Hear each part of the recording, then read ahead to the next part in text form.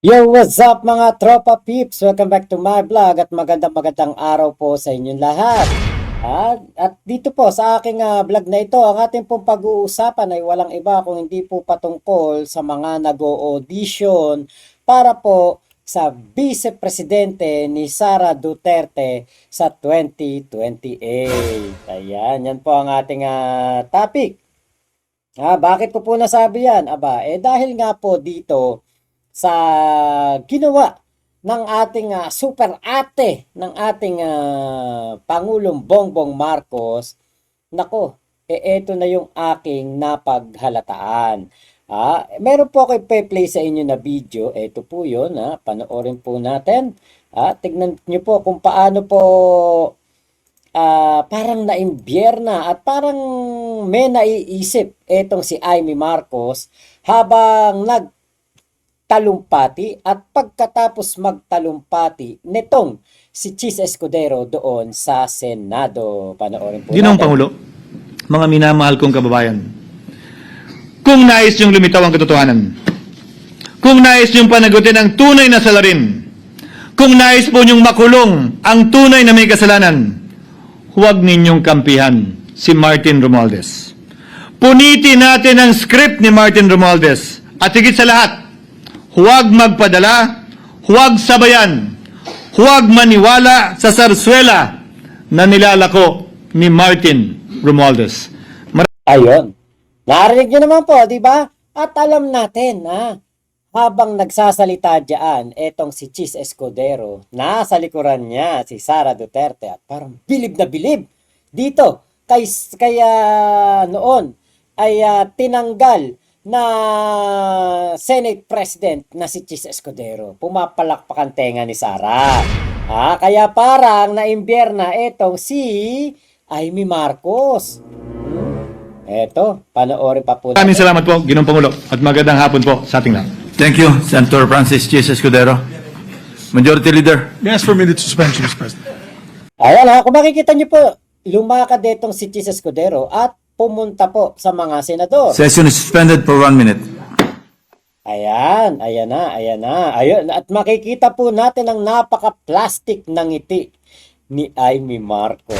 Akala niyo, ito talagang dito kitang-kita po natin ang kaplastikan ni Amy Marcos at makikita po natin na parang, teka, nasa pawan ako dun Kaya may naglaro na sa isip ni Amy Marcos.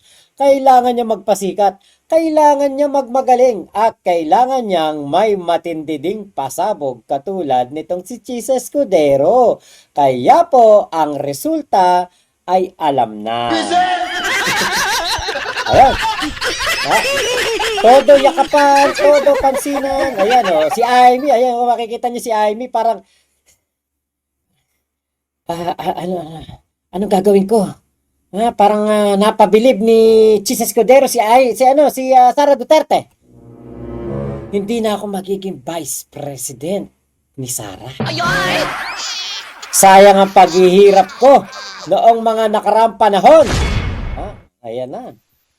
Kung makikita niyo si Amy, pangiti-ngiti lang pero parang hindi siya kumbinsido. Parang hindi convincing ang ginawa nitong si Chis Escudero, di ba? Parang bayani-bayani diyan itong si Chis Escudero. Pero tumatanggap naman pala ng kickback. Ayan, naka-smid si ate. Eto. Ayan. Naka-smid, Oy, nako, parang hindi siya kumbinsido. Parang hindi siya bilib, ayun, lapitan niya lang, parang ayun, close up pa natin ng ayun, di ba? Parang alam niyo yung hindi gaano bilib si Amy, parang nasa pawan ako kailangan kong gumawa din ng ganito. Ayan parang si Amy parang parang parang nababahala siya di ba? Ayan na. Parang hindi mapakali si Amy. Ala, sapaw ako dito sa ginawa ni Chis Escudero. Kailangan ko din gumawa ng drastic measure. Kailangan ko din gumawa ng mga drama. Kailangan ko din gumawa ng mas matindi pa sa ginawa nitong si Chis Escudero. At alam nyo, karapatan naman talaga ng mga senador yan, yung mga ganyang privilege speech, di ba?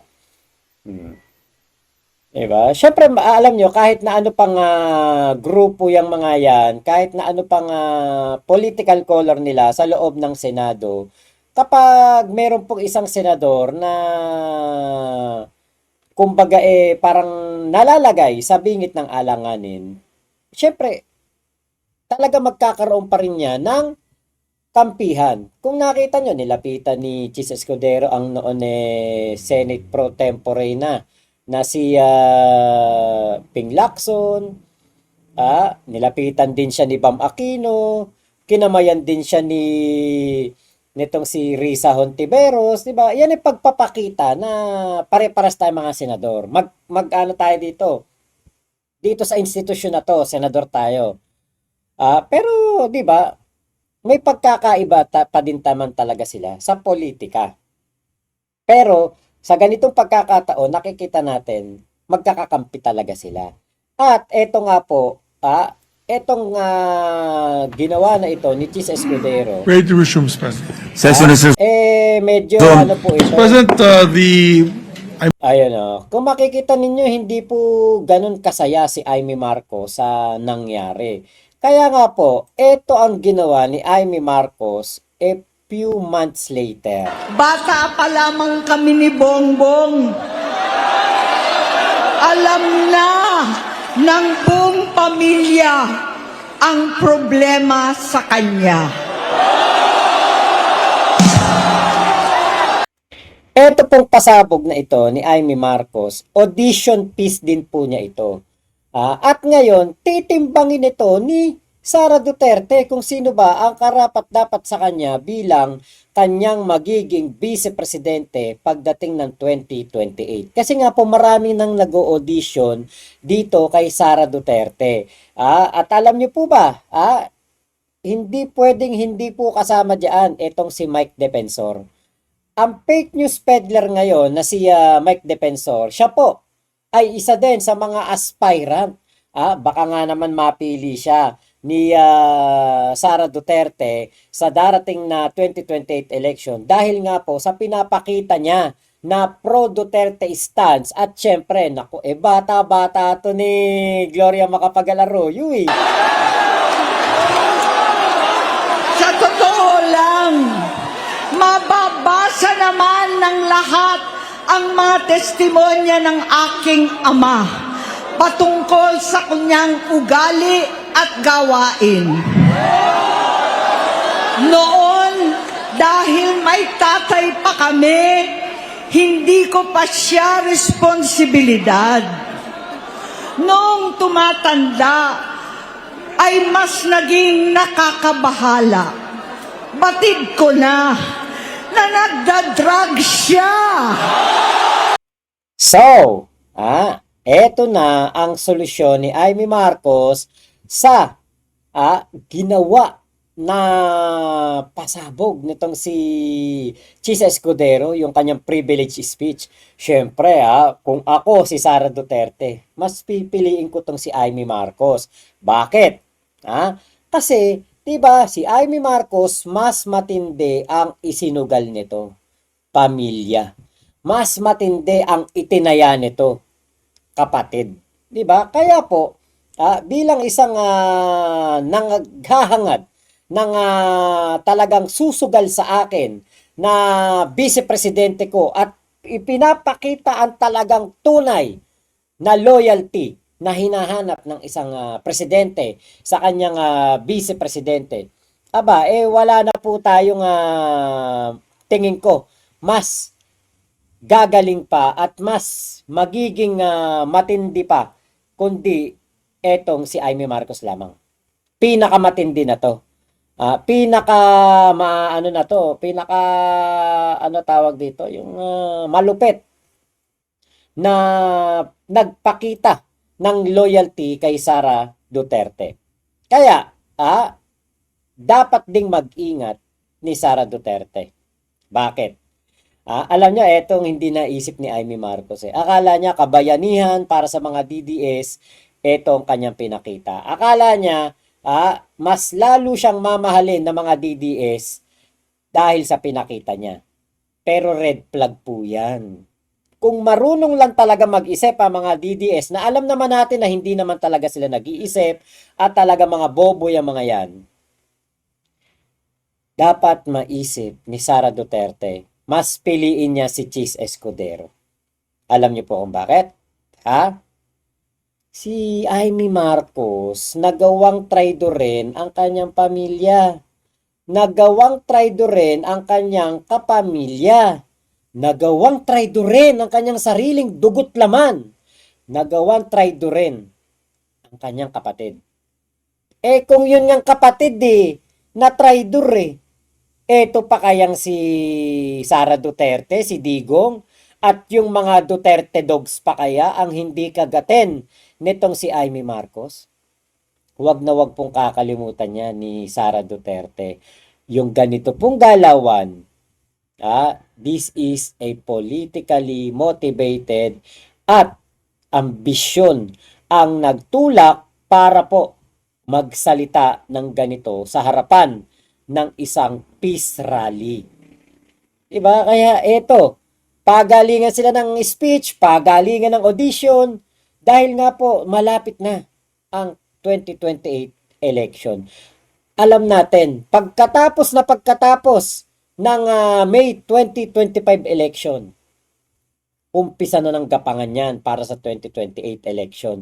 Umpisa na ng pangangampanya. Umpisa na ng pagalingan.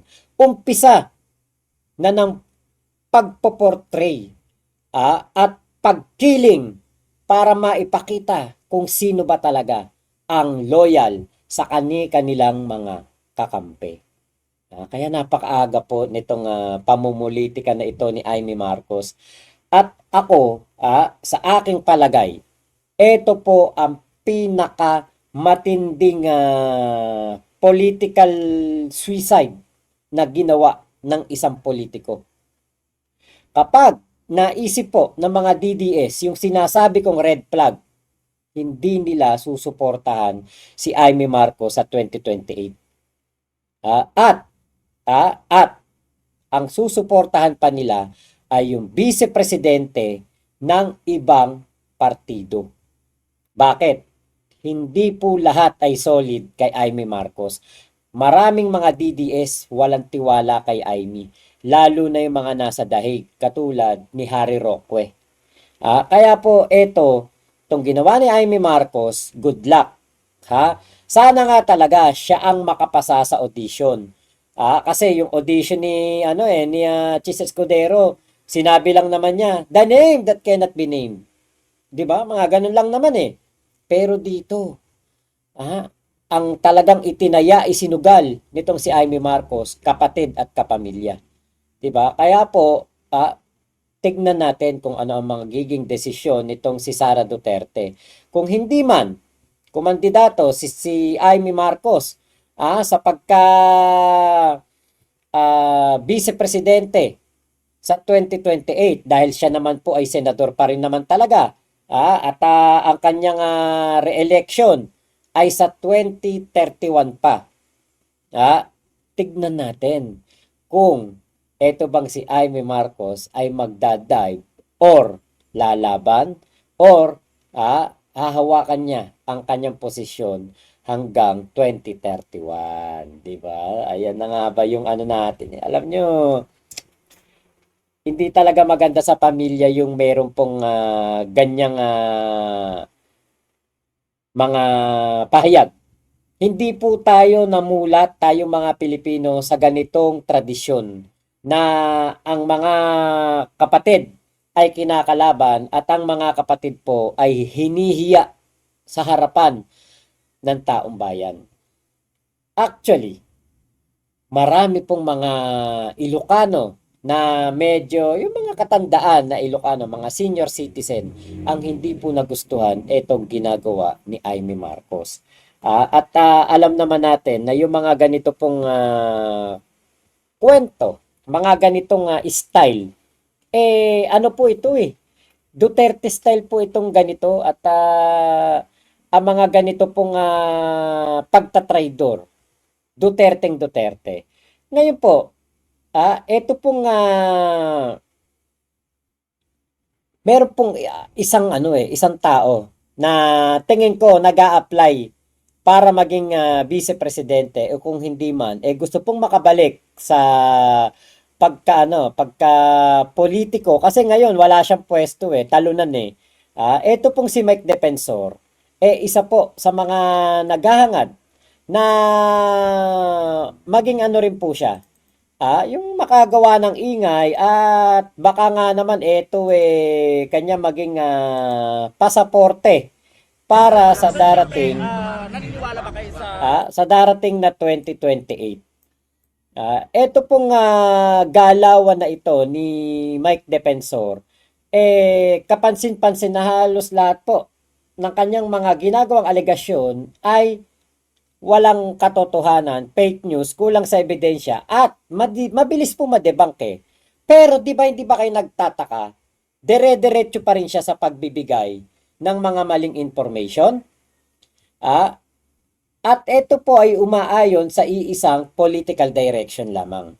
Hindi ito random, mukhang bahagi ito ng mas malaking koordinasyon mula po dito sa Sara Gloria Alliance. At ito pong alliance na ito, matagal na po itong napapansin naman. Matagal na po naman talagang si Gloria at ito pong si Mike Defensor ay talaga namang mag-amo yan. Panahon pa lang na presidente si Gloria, talagang bata na nito si Mike Defensor.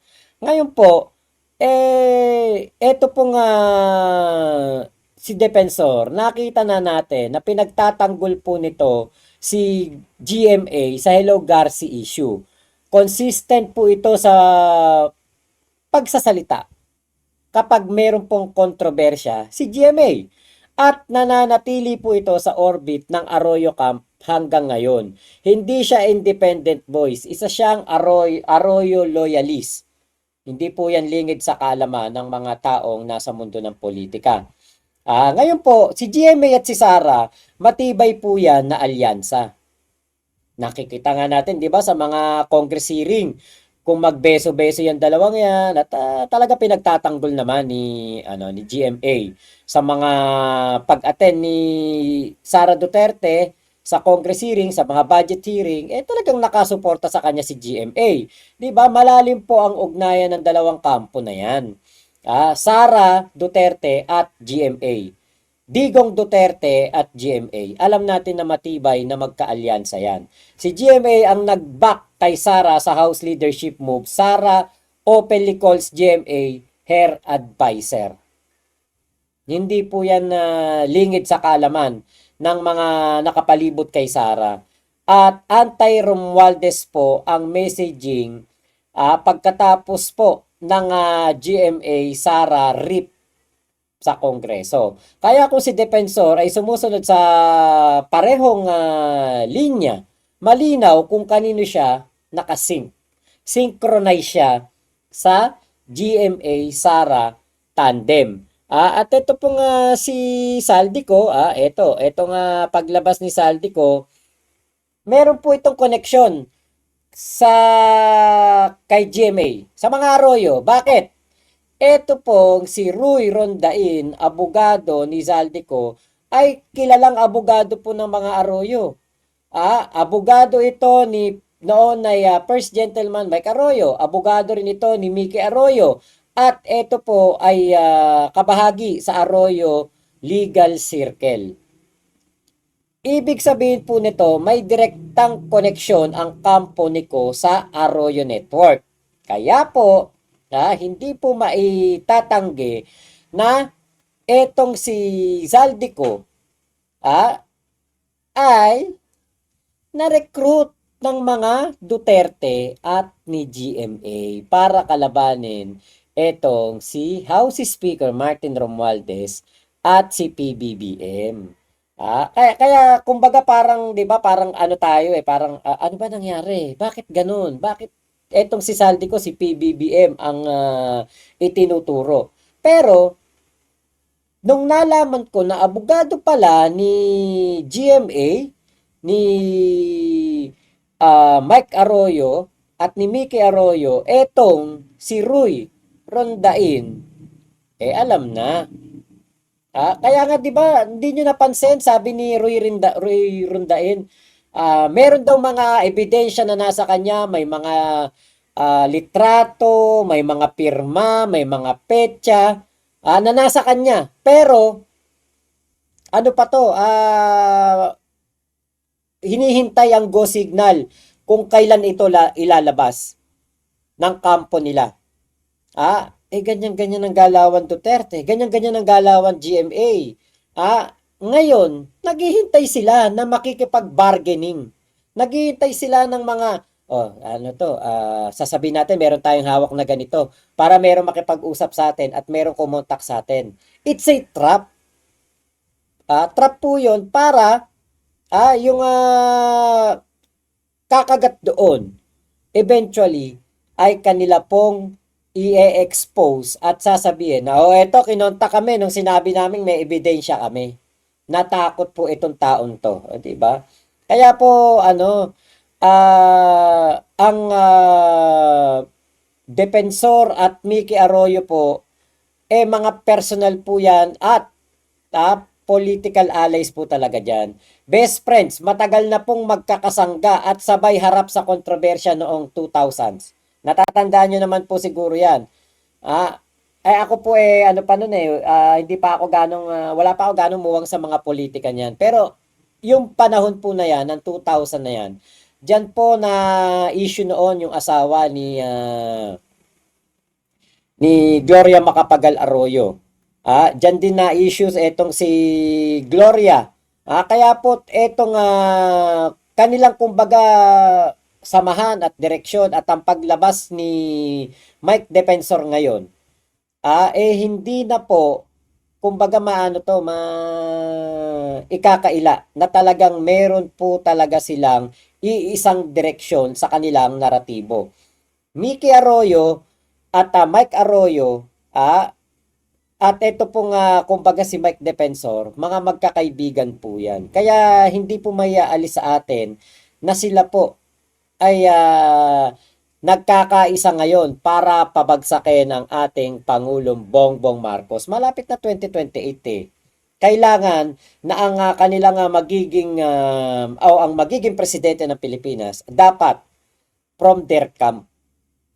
At yun ang kanilang pambato, si Sara Duterte. At syempre, kailangan ng vice-presidente na tingin nila ay magiging tuta din nila. Kaya po, ito po.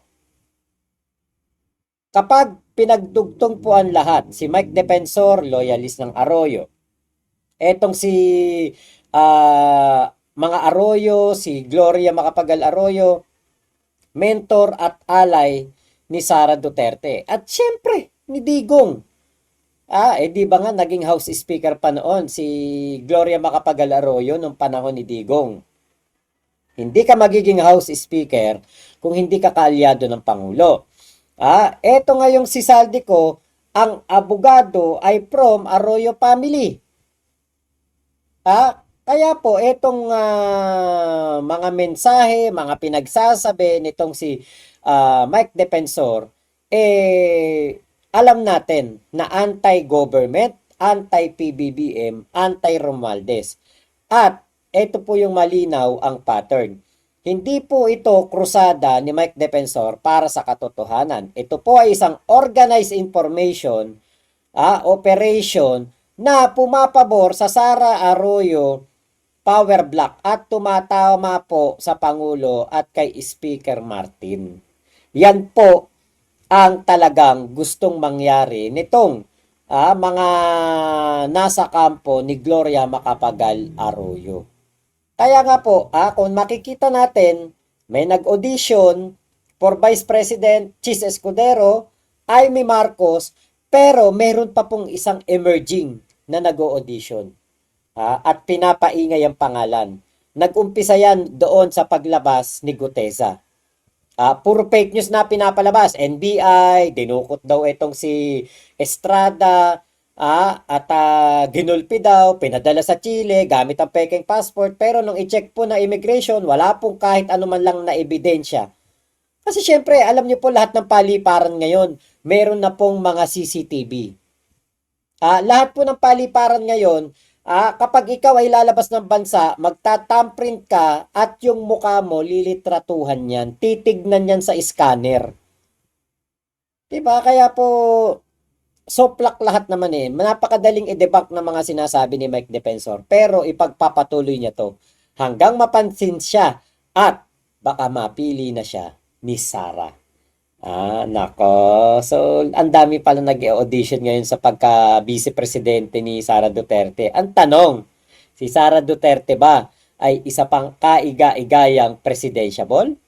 Ano po ang inyong masasabi dito sa aking topic na ito, dito sa aking vlog na ito? I-comment nyo lang po dyan sa baba at paki-like and share nyo na rin po etong aking video. Maraming salamat po. Ingat po kayo. Nasaan mang panig kayo ng mundo. Momo chup chup. Love you, love you. God bless us all, Pilipinas. God first. Salamat po. Thank you, thank you. Ingat po kayong lahat. Happy Wednesday. Ayun. Wednesday po ngayon. Happy Wednesday sa ating lahat at sa mga kababayan po nating OFW. Marami pong salamat sa inyong pagsuporta sa aking channel.